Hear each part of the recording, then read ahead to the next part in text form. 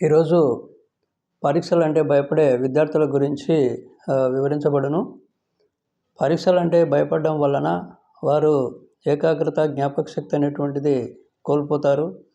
అదేవిధంగా వారు చదువుకున్నటువంటి ప్రశ్నలకు సమాధానాలు వస్తాయో రాదో అని చెప్పేసి కూడా వాళ్ళు అనుమానం అనేటువంటిది పడకూడదు.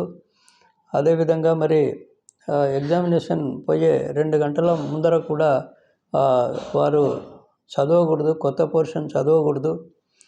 అదేవిధంగా మరి ఆహార విషయంలో కూడా ఎక్కువ తక్కువ అనేటువంటిది తీసుకోకుండా మీడియంగా ఆహారం అనేటువంటిది తీసుకోవాలి.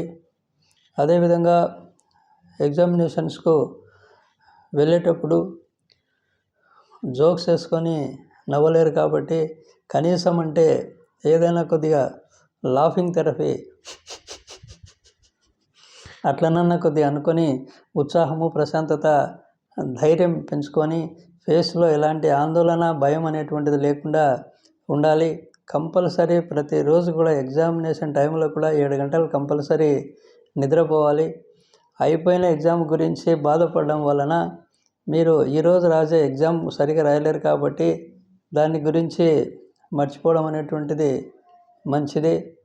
అదేవిధంగా సమాధానాలు ప్రశ్న ఎలా అడిగారు ఆ ప్రశ్నకు సూటిగా సమాధానం రాయాలి. అదేవిధంగా మరి ప్రతిరోజు ఎగ్జామినేషన్ పోయేటప్పుడు ఒక 2 గంటల ముందర కళ్ళు మూసుకొని గాలి వదులుతూ పీలుస్తూ మనసులో ఈ విధంగా ఈరోజు రాసే ఎగ్జామ్ చాలా ఉత్సాహంగా, ప్రశాంతంగా, ధైర్యంగా అన్ని ప్రశ్నలకు సమాధానం రాస్తాను. సమాధానాలు రాసేటప్పుడు నాకు బాగా జ్ఞాపకశక్తి, ఏకాగ్రత బాగా పెరుగుతుంది.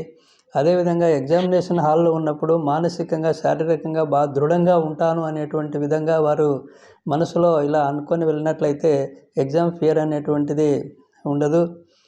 ఇట్లు doctor Sirigireddy Jayareddy, counselling psychologist and clinical hypnotherapist. అందరికీ నమస్కారం.